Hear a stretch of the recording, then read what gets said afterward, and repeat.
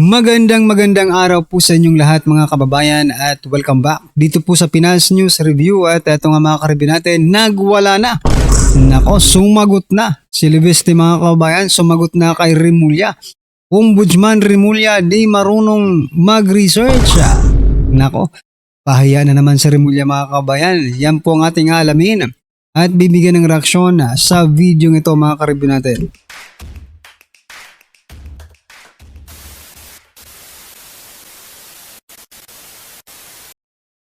Saan mga kababayan, bago po natin simulan to, sa mga hindi pa po nakapag-subscribe sa ating munting channel ay pa-subscribe naman po.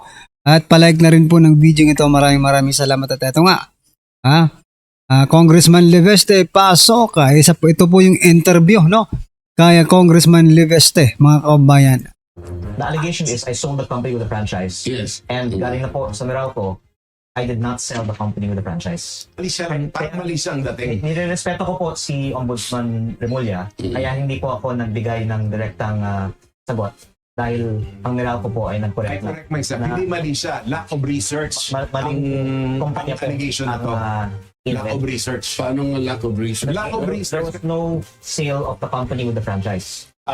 Sa makatuwid, ito pinag-uusapan dito na binenta mo yung prangkisa, wala kang binentang prangkisa. Wala po. At Correct. again, I'm just being careful Yeah. on... Curious lang, why is he interested on this one? Is it, hindi naman, it is a private deal? Bakit maging interesado si OMB? Oo nga mga kababayan, bakit ba interesado, no? Si Remulla dito sa negosyo ni Congressman Libeste. Baka gusto niyang kompetensya. Baka may kompetensya to mga kababayan, ha? Di ba, marami ka talagang maiisip pag si Remulla ang gumalaw, eh, no? Una, baka utos, di ba? Pero eto, alamin po natin kay Congressman Libeste kung bakit nga ba talaga dinidikdik siya ni Remulla mga kababayan. Ombudsman Remulla on this private deal. Well, yung iba pa kasing mga statements ay tungkol sa Cabral Files. Na sinabi ko, November ko pa pinakita ito sa ombudsman at baka ang feeling ng iba, ang insinuation ko, hindi nila ginagawa ang trabaho nila. In your perception and probably the perception sa mga nanonood sa atin dito, parang in retaliation ito na parang since akala nila they were alluded to na hindi nila ginawa ang trabaho nila, ito na ngayon, ikaw pa yung tinira. Para bang, ikaw nga to dami mong ginagawang kalokohan, nagbenta ka ng prangkisa, parang ganun ang I dating. would like to let other people reach their conclusions but Yeah. I think ang publiko ay naghihintay din na may malaking isda di umano na Tama po makuhuli. yun. Kung maaari ko pong linawin lang, hindi po yung prangkisa ang binili ng Meralco. Hindi po dahil sa prangkisang ito, nagka 34 billion po ako. Yun po ay dahil sa laman ng proyekto na Nueva Ecija na may iba pong mga tumulong sa akin na pwede ko din pong i-discuss another time. Of course, that's business deal. Okay, now question. Maraming kritiko ngayon, for some strange reason, rather than be happy with an expose from you, no? They are criticizing you na, kunyari, parang polluted tong Cabral Files na to, pinilit mo raw si Yusek Cabral. Didn't anyone ask Yusek Cabral at that time when did this happen? Buhay pa siya? Well, this is a perfect question because itong eksaktong listahang ito ay ipinakita ko sa ICI at sa Ombudsman in November. November! Buhay po si Yusek Cabral. Yes. At sinasabi ko, Sabi ko na nga ba mga kababayan, ito sila meron na itong mga kopya. Diba? May mga kopya na po ito sila ng Cabral Files. Ang problema lang mga kababayan, kasi wala ngang Duterte na pangalan doon sa Cabral Files, kaya hindi mailabas-labas ito. Ha? Gusto kasi nila may Duterte doon sa Cabral Files para mas ganahan sila. Wala no? Wala po. O sabi nga po kaya, di ba? Imbis na pasalamatan si Congressman Libeste, siya pa itong dinidiin. Or siya pa itong binibigyan ng ng pagdududa, 'di ba? Patungkol po dito sa Cabral Files na ito mga kababayan. Sabi ko na nga ba, meron ng mga kopya ang mga ito. At hindi lang nila mailabas, mismo sila, hindi nila mailabas, no, kasi walang Duterte sa files na 'yan.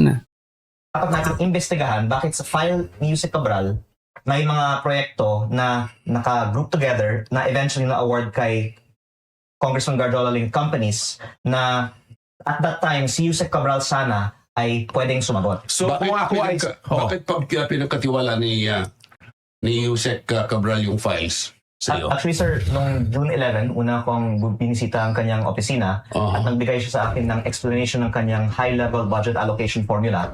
At nagsulat din po ako asking for the budget per district. At nung pumasok si Official Secretary Vince, communique ito. yes sir, Okay. at nung pumasok si Sec Vince sa DPWH on September 1, naisip ko na magandang pagkakataon nito to try again dahil si Sec Vince ay para sa transparency. Yes. At mula September 4 hanggang December, nasa akin ito, alam ko ni Sec Vince, at nung November pa nga, sinabi ko sa media, meron akong listahan ng pre-ordering di umano ng mga kumpanyang konektado kay Congressman Garjola.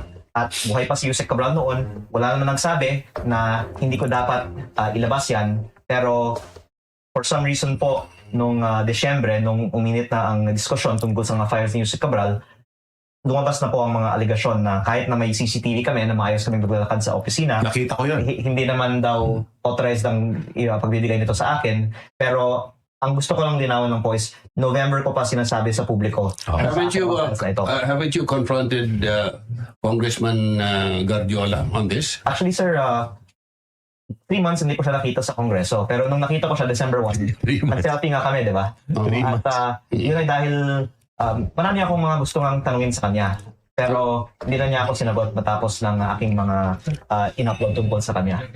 Oh, ibig sabihin na wala siyang sagot sa iyo na ng mga katanungan mo. Ang dami-daming kuwan na dito. Actually, sir, Hindi mo siya tinanong na parang hindi ba nakakahiya na congressman ka tapos ikaw rin yung contractor? well, August, May, June, July, August, and April, kinausap niya ako tungkol sa mga proyektong ito dahil humihingi siya ng tulong para sa implementation at magpa-park pa siya sana ng karagdagang mga proyekto sa aking distrito. Pero By part ka, nung ibig sabihin na maglalagay ng pera? to take a step back po, the reason why I'm advocating on the reform of the budget process because bago akong congressman, humihingi ako ng budget sa DPWH para sa mga lehitimong mga proyekto ng aking distrito at sinasabihan tayong lahat, kulang ang budget. Pero may mga nagbubulong, kung gusto mo ng budget, lumapit ka kay Cong Garjola. Parang siya may hawak ng alokasyon ng budget ng DPWH, pati DA. Pati distrito mo. Opo, kasi Wow. ibang mga congressman din nagsasabi na yung mga nire-request namin, hindi ina-aprobahan ng DPWH. Pero kung gusto mo ng budget, lumapit ka kay Cong Garjola. Eh, siya ay representante ng CWS party. Yes, Hindi ko yes, alam bakit yes. siya may hawak ng DPWH at DA budget. Ibalik lang natin konteksto ulit dito. Ang konteksto dito is that napansin mo na ito. Kaya ko nga sinabi na kailangan nating i-reforma itong sistemang ito dahil sa Kongreso, usap-usapan, kung gusto mo ng extra budget, lumapit ka sa mga broker. Balikan natin yung mga construction companies na pumasok sa distrito mo na supposedly pagmamayari ng beneficial ownership ng mga kamag-anak ni Cong Garjola na supposedly legal kasi arm's length. Arm's length, ibig sabihin, hindi konektado sa kanya. Pero bakit siya nakiusap sa'yo na i-proceed yung mga budget na to kung hindi to totoo? Well, except if you can prove nga na yung budget insertion ay galing sa kanya. At yun ang kahalagahan ng files ni Yusek Cabral at ang iba pang mga files ng DPWH para ma-link natin na hindi lang nagkataon na na-award sa mga kumpanya ng pamilya ni Cong Garjola mga proyektong ito, pero yung nagpapondo ng mga proyektong ito mismo ay si Congressman Garjola. Kung sana investigahan ito ng DPWH, ICI o Ombudsman. Kailan po lumapit sa inyo si Congressman Garjola for these projects to happen? Actually, nung May, pagkatapos ng election, humingi na siya ng tulong para sa approval ng na-approve ng budget pero hinaharang ng LGU. Was this in your house or Hindi, sir. met in a coffee shop, restaurant? Nag-usap kami in Batangas actually during the campaign. Humingi siya ng Okay. tulong para sa kanyang mga kandidato. Tapos, tumawag din siya sa akin in May, right after the election, kasi ayaw ng LGU yung asphalt. Sabi lang nila dahil bukid na mababaha, dapat concrete. Yes. Pero ang sinabi ng DPWH, kaya siya asphalt kasi si Cong Garjola ang nagpapondo ng mga proyektong ito at madali at mabilis ang paggawa ng mga asphalt At project. madali rin masira para ulit-ulit gawin. Tama po. Oo. Yung asfalto? Oo, madali. Oo. Ang Ang tawag na ho yan, sir, ngayon, aspaldo. Hindi na aspaldo, aspaldo. malaki po ang kita sa asphalt, parang hindi na control. Ang DPWH nagsabi na ibababa ang presyo ng lahat ng mga proyekto ng up to 50%, pero yung asphalt up to 67%. Pero nung for approval na yung final budget, ibinalik nga po sa mas mataas na presyo. Pero ang punto ko po ay mismo galing sa DPWH, overpriced ng asphalt. Si Kong Gardiola, hindi siya sa top contractors ng flood control, pero siya po ay nasa top contractors ng road projects, lalong-lalo po ng asphalt. Anong mangyayari kay Guardiola, tingin mo, Tony? Ako lang, nang nilabas to ni Kong Lean, sinabi niya sa ICI, dapat pinursu na yung question eh. Oo. Tsaka tinanong na si Jose Cabral nang andyan pa siya kasama sa buhay mundo natin. Pero ngayon, in fact, nababasa ko, what worries me is that nababasa ko na parang kinikriticize si Kong Lean for showing these files. Ngayon, lumilitaw pangalan ni Congressman Guardiola. There's no, parang wala akong nakikitang interest to investigate. Pero meron dito, ayun, yung sa Abante. Kaya sinisip. Bata pa, walang kahihiyan. Sabi ni Ombudsman Remulla, Liviste, dininegosyo yung prangkisa. Actually sir, hindi pa ako nagbigay ng opisyal na pahayag dito dahil I let Meralco respond dahil yung alegasyon ay binenta ko ang kumpanya na may prangkisa na walang approval ng Kongreso. Yeah. Pero ang Meralco na po mismo ang nag-correct na yung binenta kong kumpanya walang kinalaman sa kumpanya na may prangkisa. Yes. Mali siya lang, parang mali siyang dating. Nirerespeto ko po si Ombudsman Remulla, kaya hindi po ako nagbigay ng direktang sagot dahil ang Meralco po ay I nag-correct na. correct myself. Na- Hindi mali siya. Lack of research. Maling kumpanya po allegation na ang to. Lack of inalleged. research. Paano nga lack of research? Lack of There research. was no sale of the company with the franchise. The allegation is I sold the company with the franchise. Yes. And galing na po sa Meralco, I did not sell the company with the franchise.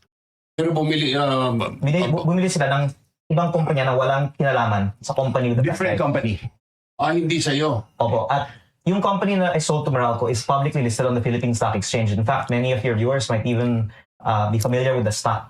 So, kung gusto po ng iba na i-research ito, lahat naman po ng laman ng kumpanyang ito ay nasa Philippine Stock Exchange website. Above board yun. Kasi Transactions are made in the... ikaw ata ang pinakamayaman na bilyonaryo sa Pilipinas ngayon. Ay, hindi sir. Yung Yung dahil sa... yung mga iba sa Kongreso, mas mayaman sa akin, hindi lang po deklarado.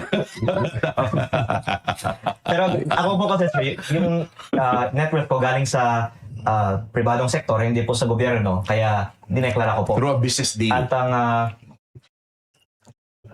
proyekto na pinagmulan ng halaga na ito ay Nueva Ecija Solar Farm Project na nasa website man po ng Philippine Stock Exchange. Ang sabi kasi ang mga haka-haka dahil nakuha mo yung prangkisa dahil sa mama mo na si Senator Loren Legarda.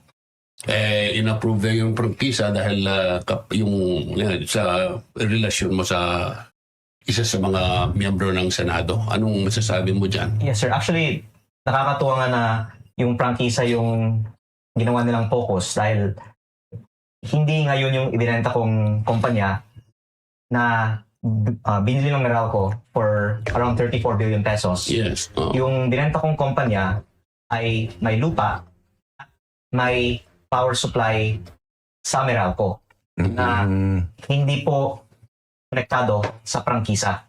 At yung dahilan na binili ng Meralco ang proyektong ito ay dahil nga may lupa siya at meron din po akong ibang mga joint venture agreements sa proyektong ito na baka pag mas business ang focusan, pwede ko pong talakayin bakit yun ang halaga ng proyektong ito. Pero kung maaari ko pong linawin lang, hindi po yung prangkisa ang binili ng Meralco. Hindi po dahil sa prangkisang ito, nagka 34 billion po ako.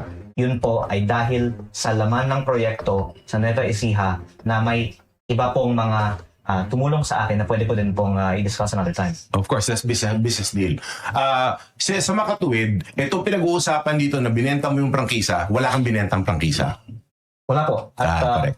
again, I'm just being careful Yeah. on Of course. the statement, of course, is from a very respected person. Yes, who, of course. I would not want to... I'm curious lang, why is he interested on this one? Is it, hindi naman, it is a private deal? Bakit maging interesado ang taong very respected na ganong klase? Magtatanong si OMB Ombudsman Rimulya on this private deal. Well, yung iba pa kasing mga statements ay tungkol sa Cabral Files.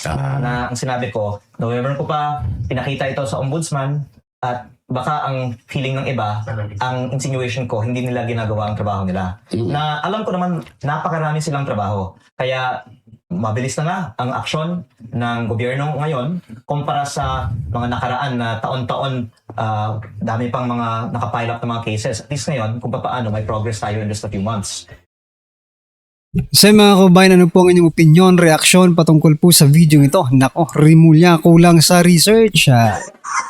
Kailangan talaga mag-research pa si Rimulya, mga kabayan. Para sa susunod, hindi po siya mali, di ba? Sa mga kabayan, ano po ang inyong opinion? Pakicomment na lang po sa baba. At palike na rin po ng video ito. Maraming salamat po.